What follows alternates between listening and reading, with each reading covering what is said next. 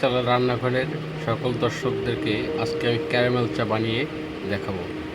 আমি একটু খেজুরের গুড় নিয়েছি। এই খেজুরের গুড়টা আমি আমার প্যানে ভালো করে জ্বালাচ্ছি, হালকা আছে, যাতে গুড়টা একটা আঁশ আকৃতি তৈরি হয়ে যায়। জ্বালানোর পরে যখন দেখবেন যেরকম আঁশ আকৃতি তৈরি হয়ে গেছে, তখন গুড়টার ভিতরে জল দিয়ে দেবেন। জল দিয়ে ভালো করে নাড়াবেন, সামান্য একটু জল দিয়ে নাড়ানোর পরে এটাকে একটু আবার জল দেবেন।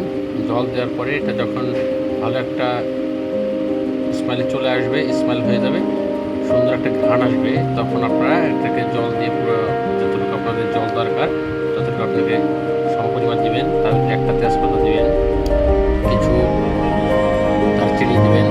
দারচিনিটা আমি ভেঙে টুকরো করে দিয়েছি। তারপরে দু পিস লং দিয়ে দেবেন, যাতে আপনার যদি কোনো শরীরে ব্যথা থাকে বা কাশি থাকে শেষ হয়ে যাবে। যখন এটা গরম চলে আসবে, জলটা গরম হয়ে যাবে, তখন এটার ভিতরে আপনি চা পাতা দিয়ে দেবেন। চা পাতা আপনারা দুজন খাবেন, যতটুকু চা পাতা খাবেন ততটুকু চা পাতা দিয়ে দেবেন। দেওয়ার পরে কিছুক্ষণ আপনি জ্বালাবেন, 5 থেকে 7 মিনিট আপনি জ্বালাবেন। তত লং টাইম করে ভিডিও করা যাচ্ছে না, তাই আমি আপনাদেরকে দেখাতে পারলাম না। আমি এটাকে জ্বালিয়ে যখন এটার স্মেলটা সুন্দর একটা ঘ্রাণ চলে আসছে, তখন এটাকে নামিয়ে আমি পরিবেশন করব। আপনারা সুন্দর একটা ঘ্রাণ পাবেন এবং